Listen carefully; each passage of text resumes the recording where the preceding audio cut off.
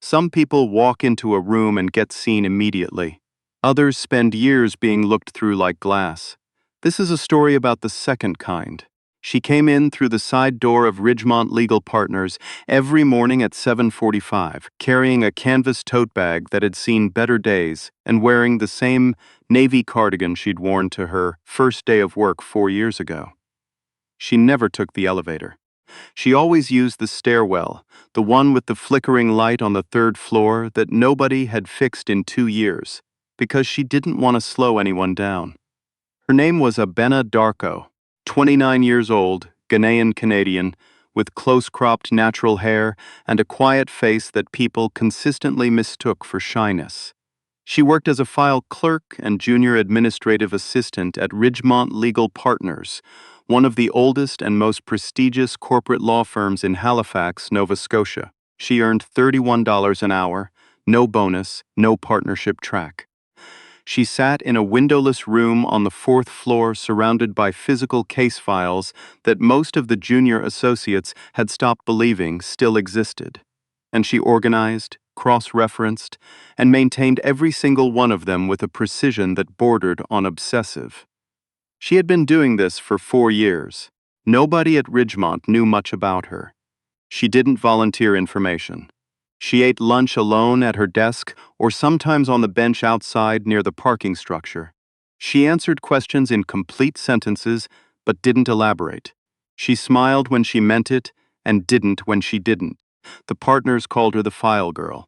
Not to be cruel, at least not consciously. It was just what she was to them. A function, a resource, a person-shaped solution to the problem of too much paper. What they did not know, what Abena had never mentioned, not once, in 4 years, was this. Abena Darko had passed the Quebec bar at 23, one of the youngest in her cohort. She had her JD from McGill with a specialization in corporate and securities law. She had clerked for a federal court judge for 18 months. She had turned down an articling offer from a Bay Street firm in Toronto because her mother had gotten sick and she'd moved back east to be close to her. Her mother recovered. The Toronto offer had expired.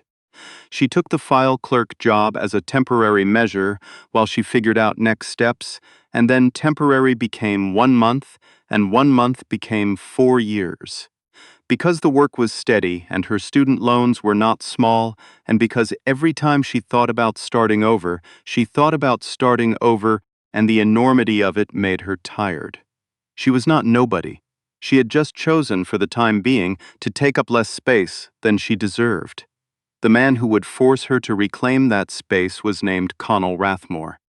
Connell Rathmore, 36, a white man with an expensive haircut and the kind of easy confidence that comes from never having had to fight for a single thing in his life.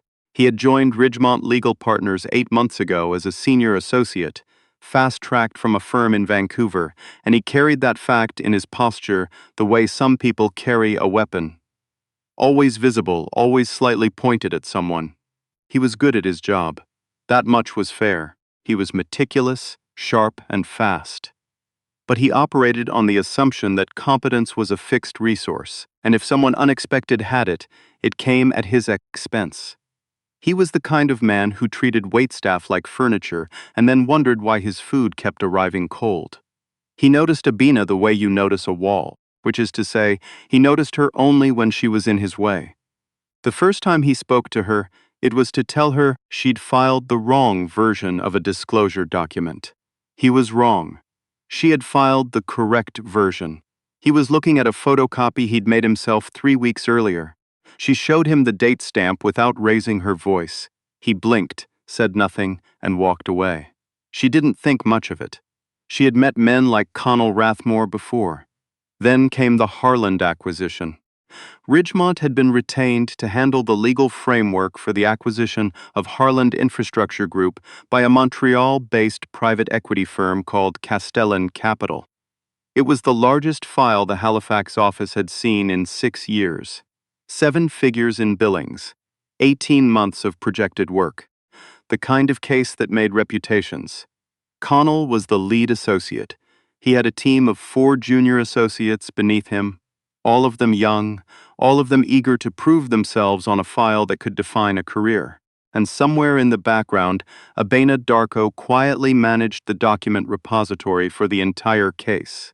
14,000 pages of contracts, correspondence, regulatory filings, and due diligence materials, organized with a system so logical and clean that the junior associates used it as a reference point for their own work without ever thinking to ask who had built it. It was a Tuesday in March when Connell first came to her directly. He came to her desk without knocking, which was technically not required since she didn't have a door, but still. He stood at the edge of her workspace, phone already in one hand, the other braced on the top of her filing cabinet like he owned it. I need the version history on the Harland representations and warranties. Full chain. Tonight. Abena looked up. Which clause specifically? All of it.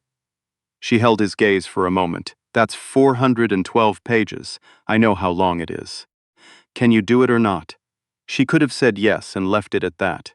Instead, she said, I'll have it ready by 5:30. Is there a specific section that's driving the urgency? I might be able to narrow it down and save you time.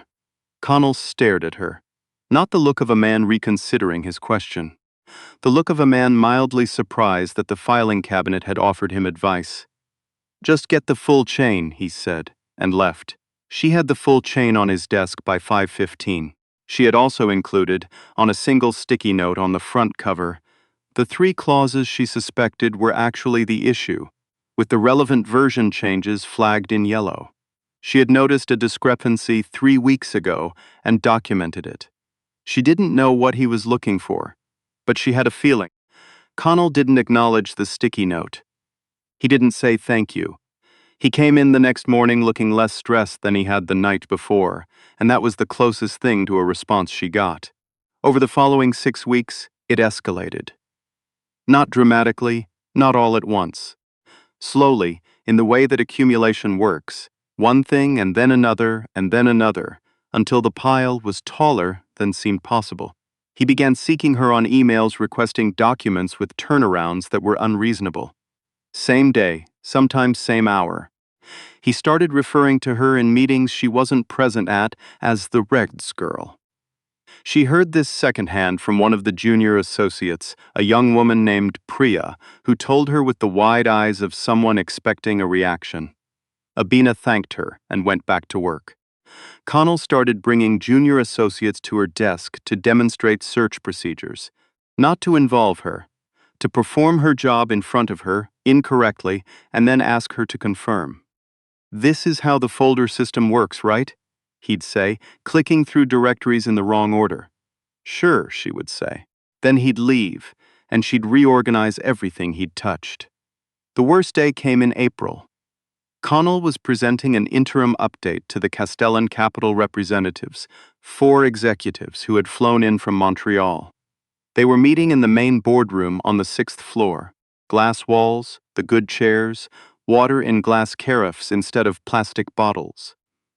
Abena had been asked to set up the document display system before the meeting, which she had done, and then asked to remain nearby in case anything was needed during the presentation, which she had also done. She was sitting at a small workstation outside the boardroom door, visible through the glass, when one of the Castellan executives, a compact man named Dean Lacroix, asked Connell a question about the regulatory compliance timeline that Connell did not immediately have an answer for. Connell paused. A short pause, but a visible one. Then he glanced through the glass, looked directly at Abena, and said, loud enough for the room to hear, "Give me a second. I'll ask the girl who handles the files." He stepped out of the boardroom and walked to her workstation. "I need the CRTC filing sequence for the Harlan broadcast licenses. Fast." Abena pulled it up in 11 seconds. She handed him a single printed sheet she had already prepared for exactly this contingency. She had anticipated this question 3 days ago when she'd been cross-referencing the regulatory index. He took the sheet without looking at her, walked back into the boardroom, and answered the question as if the information had come from his own preparation. One of the Castellan executives, the one sitting at the far end of the table, had watched the whole exchange through the glass. He didn't say anything. Not yet. That evening, a woman named Dorothea Saab pulled her carry-on through the Halifax Stanfield parking structure and thought about what she had seen through that boardroom glass. Dorothea Saab, 61, a Lebanese-Canadian woman with silver-streaked hair worn in a low chignon and the deliberate posture of someone who had spent decades being the only person like her in any given room. She was the managing partner of Castellan Capital's Legal Affairs Division. She had been practicing corporate law for 34 years. She had personally interviewed 42 articling students in the last decade and remembered most of them by name. She was also, though Ridgemont's Halifax team did not know this, quietly conducting an informal evaluation of whether Ridgemont was the right long-term firm for Castellan's Canadian work. The Harland acquisition was essentially an extended audition. Castellan billed $8 million a year in legal work. It went where it was treated well. Dorothea had not missed the sticky note on the cover of Connell's version history document, which had been left on the boardroom table. She had picked it up during the coffee break, read it, and noticed the date discrepancy that had been flagged in yellow. She had also noticed that the flagged discrepancy was precisely the clause that Connell had pivoted his entire interim presentation around, presenting the issue as a discovery he had made through his own analysis. She put the sticky note in her jacket pocket. Then she watched Connell walk out of the boardroom to ask the girl who handles the files. Dorothea Saab was not a woman who made noise when she didn't have to. She made a note in her phone. She flew home to Montreal, and she made one phone call the following morning. The call went to a woman named Margaret Tully, the senior managing partner of Ridgemont Legal Partners' Halifax office. 66 years old, white-haired, known internally for speaking so quietly in difficult conversations that junior associates leaned in to hear her and then wished they hadn't. "Margaret," Dorothea said, "I'd like to schedule a working session for the Harland file next month. I want to bring a smaller team, fewer associates. I'd like to work more closely with the people who are actually doing the analytical work on this file." A pause. "Of course. Who specifically were you hoping to involve?" "I'll be sending you a name," Dorothea said. "I think you'll know who I mean when you see it." She had already looked up Abena Darko's LinkedIn profile. She had read the McGill JD, the federal court clerkship, the publications page. 2 co-authored articles on securities regulation that Abena had written at 24, and apparently never mentioned to a single person at Ridgemont Legal Partners. What followed was one of the stranger weeks of Abena's working life. It began on a Wednesday morning when Margaret Tully appeared in the doorway of the 4th-floor file room, which had not happened in the 4 years Abena had worked there. Margaret was the kind of person whose presence rearranged the air in a room. She stood in the doorway for a moment and looked at the space Abena worked in. The labeled binders, the color-coded tabs, the citation index handwritten in a grid on the whiteboard, and then she looked at Abena. "Could you come to my office at 3 o'clock?" Margaret said. "Please." "Of course," Abena said. She went back to work and did not allow herself to speculate. At 3 o'clock, she took the elevator to the 7th floor and sat across from Margaret Tully in a chair that cost more than her monthly rent. Margaret had Abena's LinkedIn profile printed and placed on the desk in front of her, which Abena found both efficient and slightly disorienting. "You passed the Quebec bar," Margaret said. "Yes, in 2018, yes, and you've been working here as a file clerk." "A beat." "Yes." Margaret looked at her steadily. "Why didn't you tell us?" Abena considered the question for a moment. It was not a question she had been asked before. "No one asked," she said simply. Margaret was quiet for a moment. Then she said, "A client of ours is requesting that you be involved in the Harland working session next month, directly involved, with a seat at the table." Abena said nothing. "I'd also like to discuss whether you'd be interested in beginning an articling arrangement with us. Here in Halifax, the firm would sponsor your transfer to the Nova Scotia bar." Still nothing.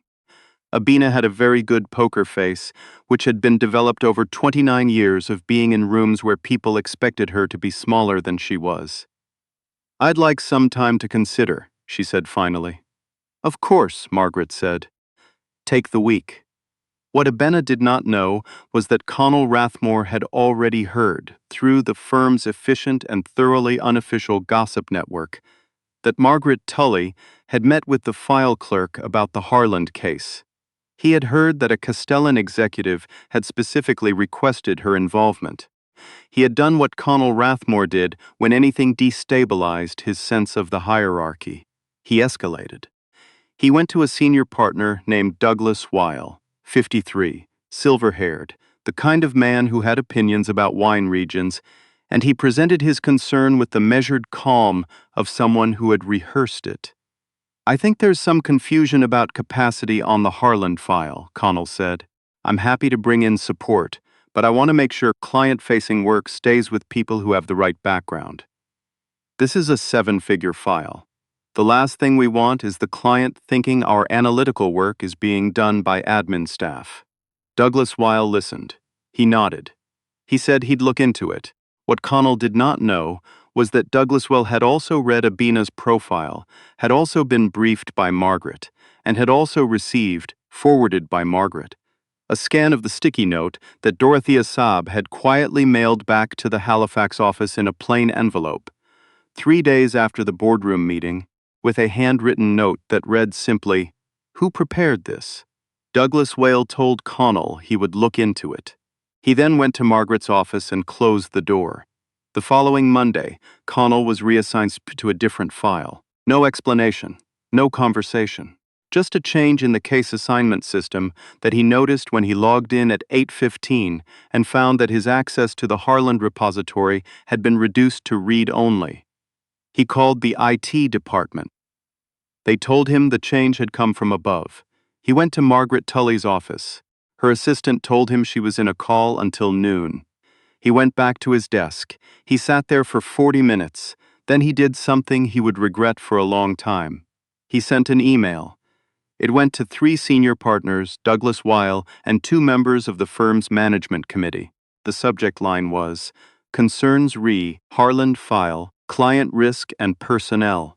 In the email, Connell argued with careful and lawyerly precision that assigning a file clerk to a client-facing role on a major acquisition file represented a liability risk for the firm, that Castellan Capital had not been properly informed of the qualifications, or lack thereof, of the people being placed in contact with their executives, and that the decision appeared to have been made without adequate consultation with the lead associate. He did not name Abina directly in the first paragraph. He waited until the third. He also, in that third paragraph, made a comment that he framed as a professional concern, but that landed, when read by the people who received it, as something uglier. He wrote that he was uncertain whether the client's interest in a particular staff member was based on a full understanding of her actual role at the firm, or whether optics had played a factor in a client request that might not serve Ridgemont's professional interests. Margaret Tully read the email at 12:08. She read it twice.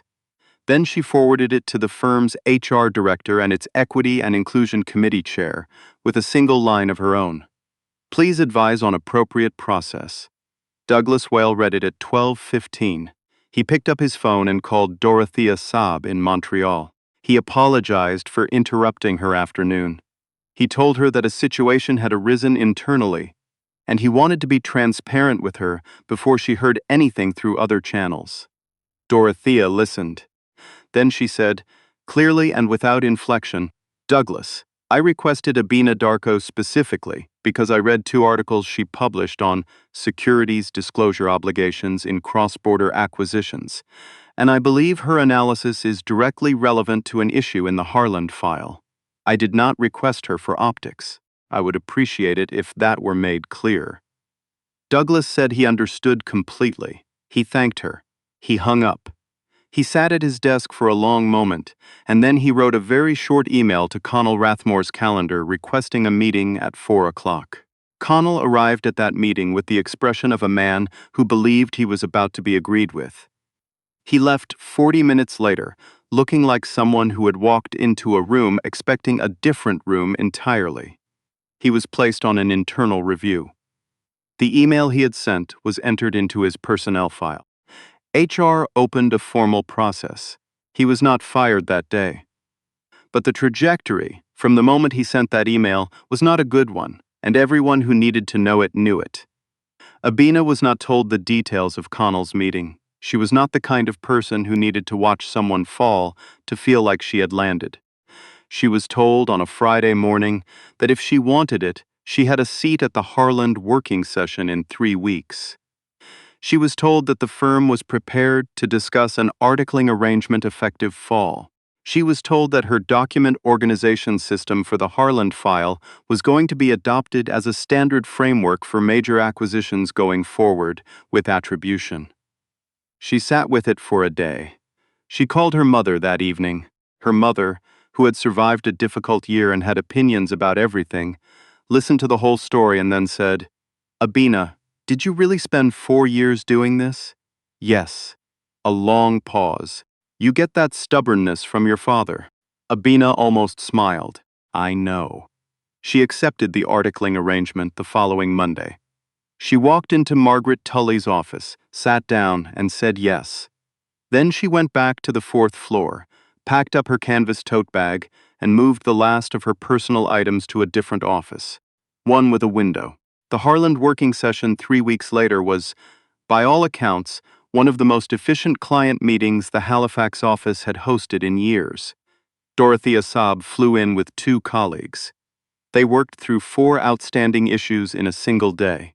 2 of those issues were resolved using an analytical framework that Abena had written up the week before.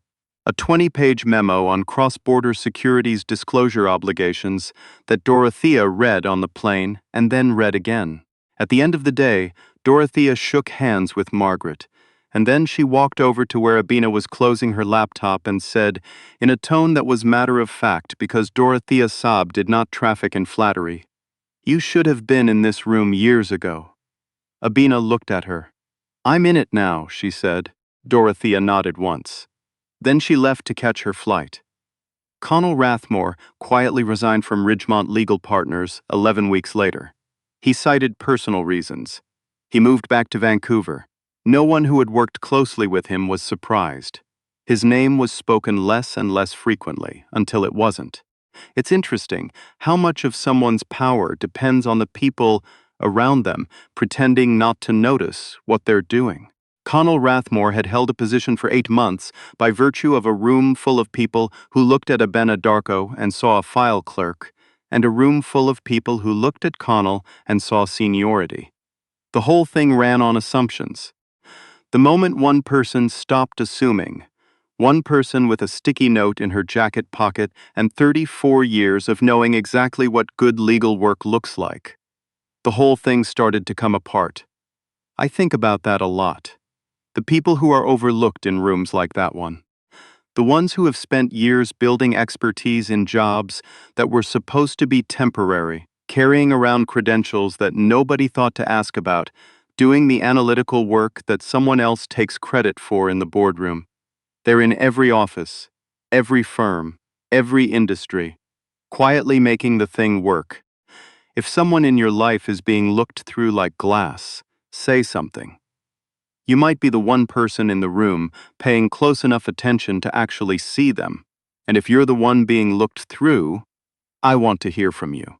Drop it in the comments. Tell me about the moment someone found out who you actually were. I read every single one.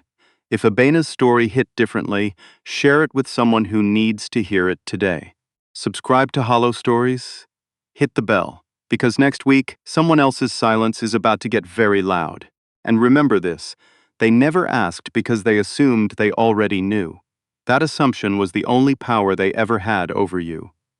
The moment someone actually looked, it was gone.